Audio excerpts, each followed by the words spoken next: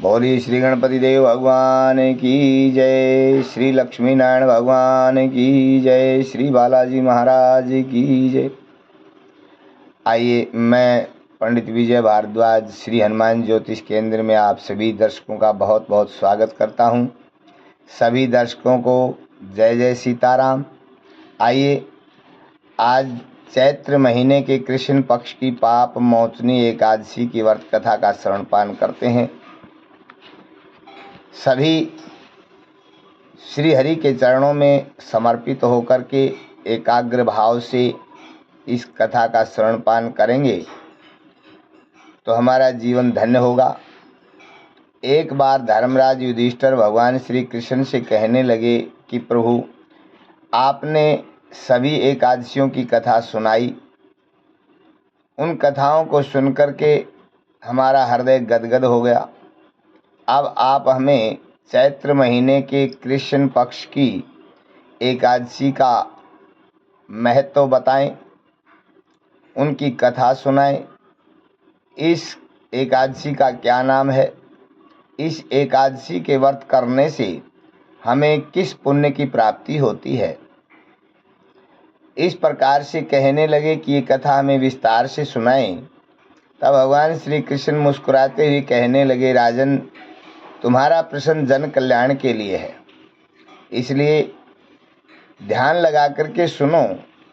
मैं आपको एक प्राचीन कथा सुनाता हूँ कि एक बार यही प्रश्न महाराजा मानधाता ने महामुनि लोमस से किया था, और लोमस ऋषि ने महाराजा मानधाता से कहा कि राजन,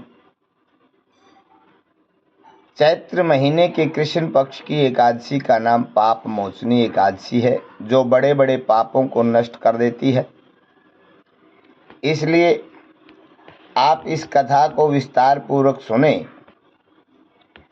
और लोमस ऋषि कहने लगे कि राजन, प्राचीन समय में चैत्र रथ वन में अप्सराएं निवास करती थी। वहाँ पर अनेक प्रकार से भ्रमण करती रहती थी। इस प्रकार से सदैव वहाँ पर वसंत ऋतु रहती थी।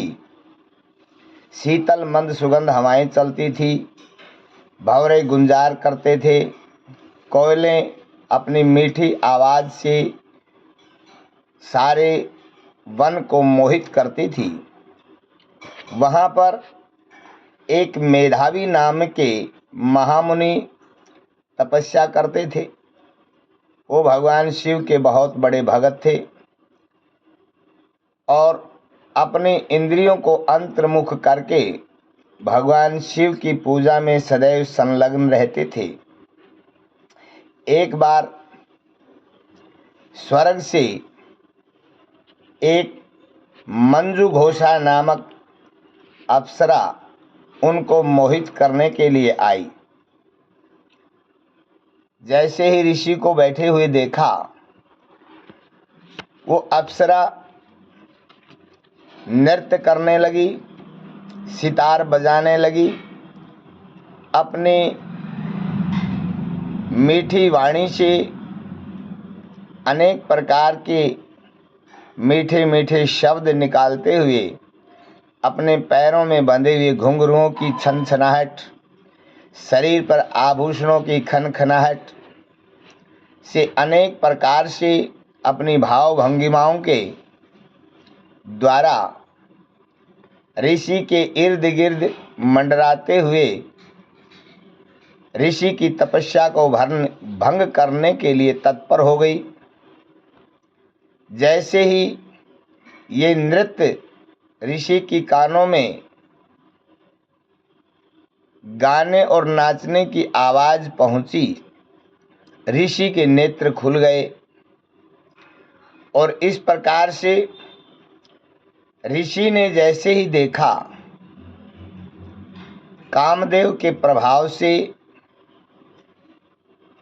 ऋषि कामुक हो गए और मंजू घोषा अप्सरा के आलिंगन के लिए उठ खड़े हुए, अपनी बाहों में अप्सरा को भर लिया।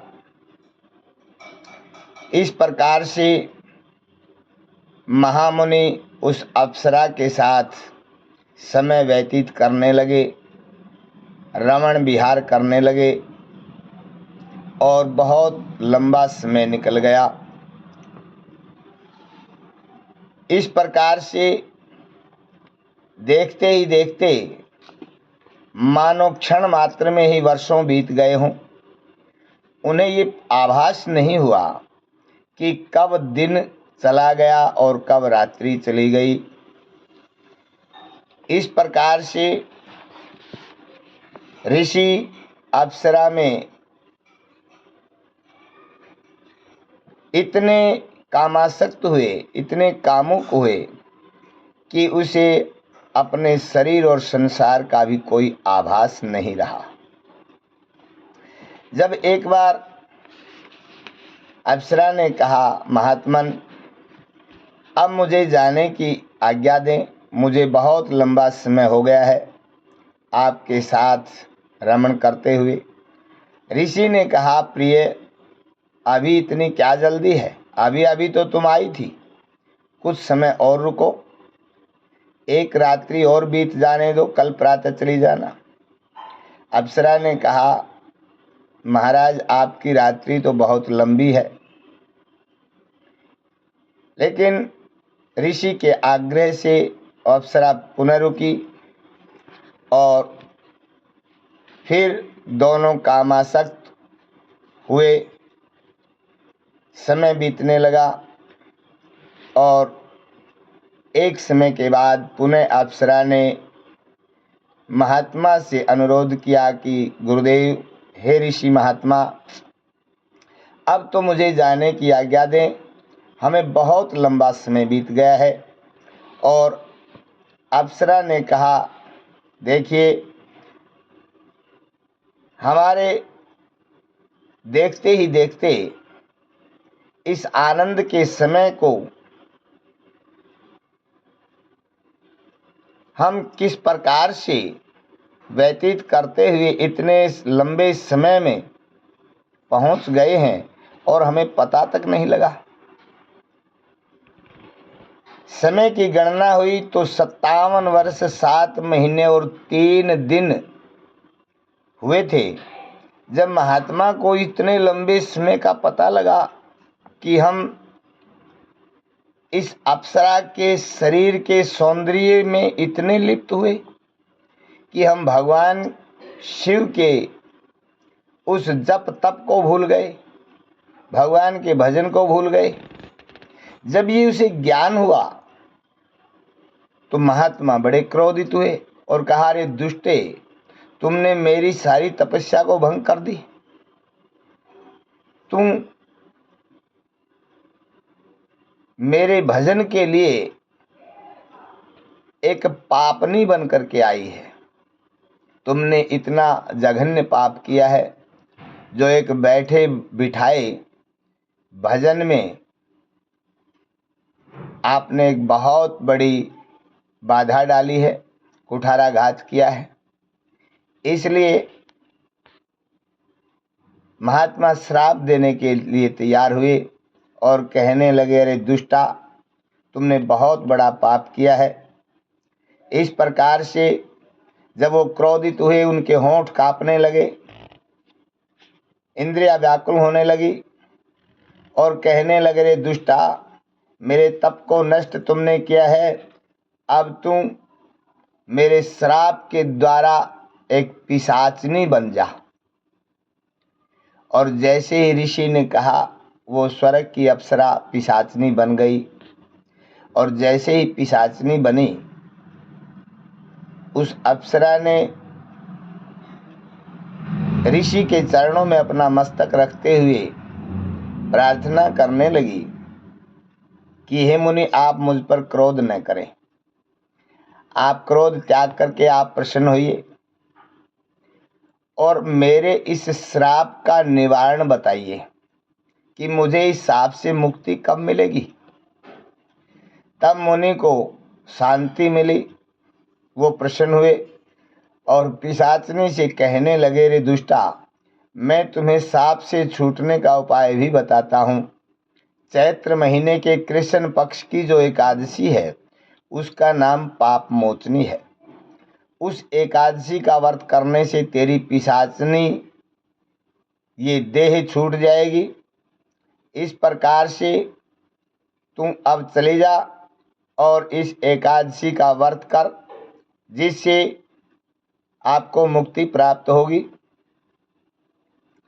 इस प्रकार से मुनि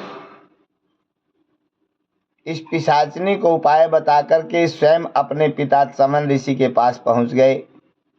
चमन ऋषि ने इतने वर्षों के बाद अपने पुत्र को आया देख करके बोले, अरे पुत्र, तुमने ये क्या किया? तेरे तो समस्त पाप नष्ट हो गए हैं, इसलिए तूने ये घोर पाप किया है। इस शरीर के सौंदर्य में, शरीर के रंग रूप में आप आसक्त होकर के आपने अपने जप तक का त्याग किया और पतन का रास्ता चुन लिया। तब मेधावी करवद प्रार्थना करने लगे कि हे पिताजी, मैंने बहुत बड़ा पाप किया है, आप इससे छूटने का मुझे कोई उपाय बताएं। जब चमन ऋषि ने कहा, बेटा पाप तो हो गया, कोई बात नहीं। कई बार जीवन में ना चाहने पर भी पता नहीं किस परिस्थिति में जीव से पाप हो जाए, लेकिन इसका प्रायश्चित अवश्य करना चाहिए। अपने पाप को छुपाना नहीं चाहिए और उस पाप से मुक्ति पाने के लिए प्रायश्चित करना चाहिए। तब चमन ऋषि ने कहा, बेटा चैत्र महीने के कृष्ण पक्ष की एकादशी जिसका नाम पाप मोचनी है, आप श्रद्धा और भक्ति पूर्वक इस एकादशी का व्रत करो। इस एकादशी के व्रत के प्रभाव से आप सभी पापों से मुक्त हो जाएंगे, आपके समस्त पाप जलकर भस्म हो जाएंगे। इस प्रकार से मंजू घोषा अप्सरा भी पाप मोचने का व्रत करने से पिशाचनी देह से मुक्त हुई और सुंदर शरीर धारण करके स्वर्ग लोक में चली गई। इसी प्रकार से ऋषि ने भी इस एकादशी के व्रत से अपने पाप से मुक्ति पाई और पुनः भगवान शिव की तपस्या में लीन हुए। अब लोमस ऋषि कहने लगे कि हे राजन, इस पाप मोचनी एकादशी के प्रभाव से बड़े बड़े पाप नष्ट हो जाते हैं। इस एकादशी की कथा कहने वाले, सुनने वाले, पढ़ने वाले 1000 गौदान करने के फल के बराबर उनको फल की प्राप्ति होती है। इस व्रत के करने से ब्रह्म हत्या जैसे बड़े बड़े पाप नष्ट हो जाते हैं। अगम्या स्त्री से गमन करने वाले जितने भी बड़े बड़े पाप हैं वो सभी नष्ट हो जाते हैं और जीव अंत में स्वर्ग को चला जाता है। इस प्रकार से भगवान श्री कृष्ण ने धर्मराज युधिष्ठिर से कहा कि राजन, ये मैंने पाप मोचनी एकादशी की कथा आपको सुनाई। इस प्रकार से ये शरीर का सौंदर्य जो है या संसार का सौंदर्य जो है ये आकर्षण का केंद्र होता है और जीव को इस सुंदरता में लिप्त नहीं होना चाहिए। ये जितनी सुंदरता नजर आती है सब नाशवान होती है। सत्य एक भगवान का भजन है, इसलिए कल्याण चाहने वाले जीव को इस संसार की सुंदरता को छोड़ करके भगवान का भजन करना चाहिए, क्योंकि संसार में सर्वश्रेष्ठ सुंदर है तो परमात्मा का नाम है और परमात्मा के नाम से ही जीव इस संसार रूपी समुद्र से सहजता से पार होकर के सदा सदा के लिए श्री हरि के चरणों में जीव निवास करता है और उसका जीवन धन्य हो जाता है। बोलिए श्री लक्ष्मी नारायण भगवान की जय। श्री गणपति देव भगवान की जय। हमारे चैनल को सब्सक्राइब अवश्य करें, लाइक करें, दोस्तों के पास इसको शेयर करें, आनंदित रहें, यही हमारी दक्षिणा होगी। जय श्री राम, जय श्री बालाजी।